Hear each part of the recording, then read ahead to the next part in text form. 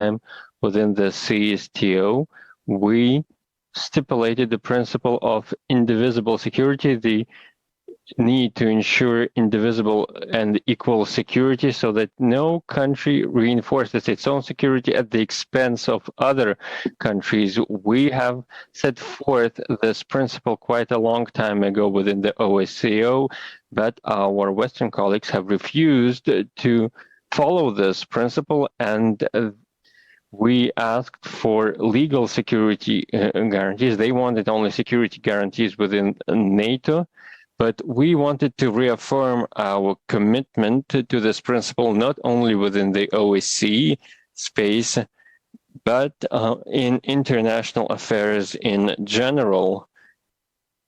And the question of reaffirming indivisible security is very important. Our Chinese partners, our strategic partners in China, have been emphasizing the need to apply the principle of indivisible security globally. The second document we signed resulted from our intensive consultations between foreign ministries and defense ministry.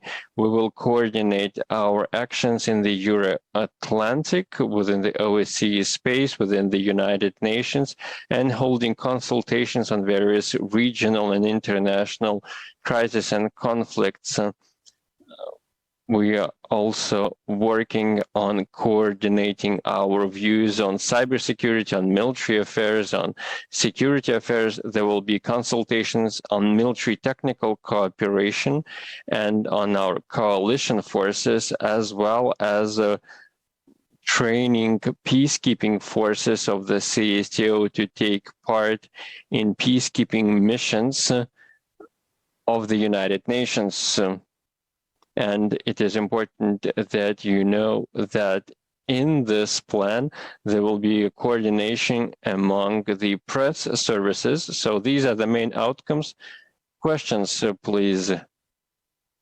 Mr. Lavrov, you've said that the CSTO must be a major factor for balancing the Euro-Atlantic region and counterbalancing NATO. There is only 6 countries in the CSTO and 30 in NATO, and maybe 2 other will join NATO. So will the CSTO expand itself? Within the OSCE,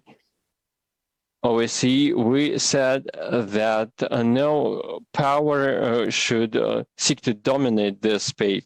So the CSTO seeks to counterbalance all the illegitimate actions by NATO. As for the number of members, this is not a matter of quantity, but of quality. We're talking about the states that are part of various blocs, and also the defensive capabilities that they have. We've tried to interact with NATO on behalf of the CSTO. There were various formats. We suggested launching a dialogue and having cooperation mechanisms, but NATO refused. But the fact that NATO cannot determine the fate of Europe is already obvious. Yesterday, President Zelensky imposed sanctions on President Putin and on EU. Will Moscow respond in any way? Well, I don't think that this deserves any steps on our behalf. The court in the Donetsk People's Republic handed out death sentences to 3 foreigners from Great Britain and Morocco who fought for Ukraine. And but at the same time, there is an effort to integrate the DPR into Russian Federation. This is what the Prime Minister of DPR said. Does this mean that there will be a tribunal against the Azovstal fighters? And considering that Russia has a moratorium on death penalties, will they be spared? Well, currently they are guided by the laws of the Donetsk People's Republic because these crimes were committed on the territory of the Donetsk People's Republic. All the rest is speculation. I will not comment on the Donetsk People's Republic's judiciary.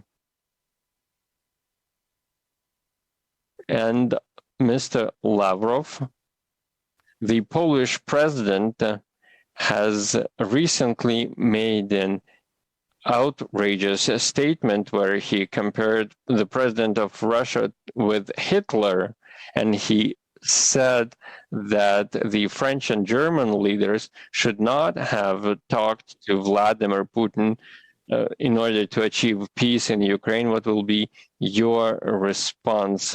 And does this mean that Poland has totally given up on the diplomatic solution? Have they compared me to anyone with Ribbentrop, for example? Well, it is hard for me to comment on statements by a number of European politicians, including from Poland. Poland and the leaders making statements of this kind, my advice for them is to study history, the history of their countries and the events that shaped the history of Poland.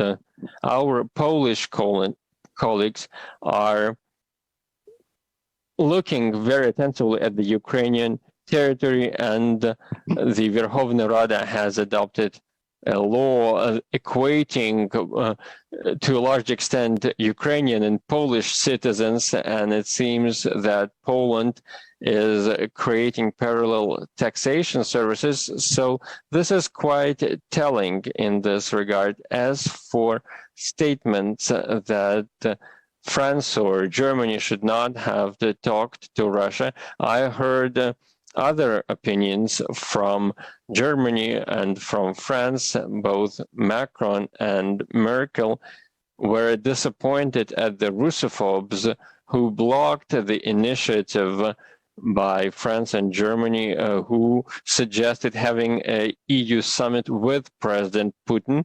They are reasonable politicians, and they understood the need to find a way out of the crisis that has been brewing for many years. And Zelensky refused to abide by the Minsk agreements, and you know where it went from there. We remain open to dialogue, but you need two to dance a tango, and